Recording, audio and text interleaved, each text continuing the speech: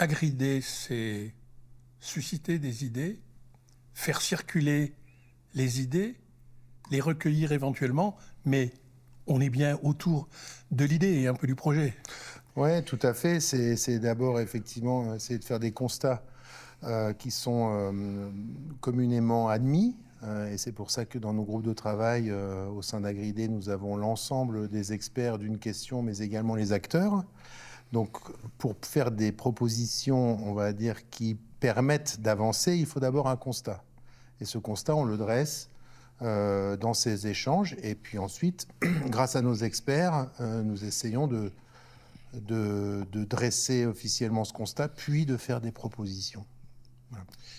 Et ces propositions, elles ont pour but de nourrir la filière et vos partenaires qui est large, mais sans doute également d'irriguer l'ensemble de la société et des citoyens.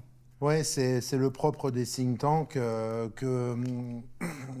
qu'en France, on ne connaît pas très bien ce que font les think tanks. En réalité, c'est assez salvateur parce que c'est une manière effectivement, de produire de la réflexion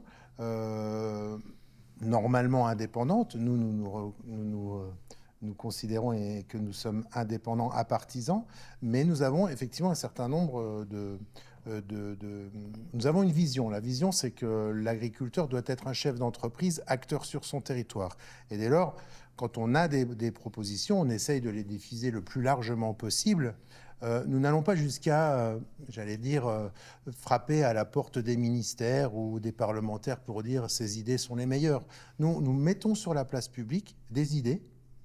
On essaye qu'elles soient comprises, facilement accessibles, pour permettre à l'ensemble des acteurs associatifs, entreprises, le grand public, les syndicats, de dire bon, là, il y a des choses à prendre, est-ce qu'on peut éventuellement les porter un peu plus haut? Voilà.